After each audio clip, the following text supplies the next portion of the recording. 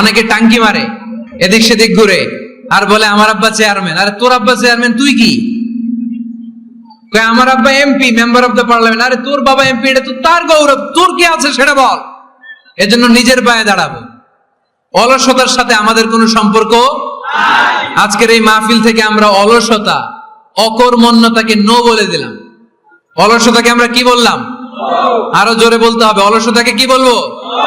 আর সব সময় কর্মঠ থাকবো, এনার্জেটিক থাকবো, নিজের পায়ে দাঁড়াবো, আইডিয়া জেনারেট করব, এন্টারপ্রেনার হওয়ার চেষ্টা করব, নতুন নতুন উদ্যোক্তা হওয়ার মাধ্যমে আমরা আমাদের নিজেদের ভাগ্য পরিবর্তনের চেষ্টা করব। কারণ আল্লাহ বলেছেন, ইন্নাল্লাহা লা ইউগাইয়িরু মা বিকাউমিন হাত্তা ইউগাইয়িরু মা বিআনফুসিহিম। আল্লাহ তাআলা ততক্ষণ পর্যন্ত কোন জাতির ভাগ্যের চাকার পরিবর্তন করে না যতক্ষণ পর্যন্ত ওই জাতি নিজে নিজের ভাগ্যের চাকার পরিবর্তন করতে না চায়। চিল্লা এখন ঠিক কিনা?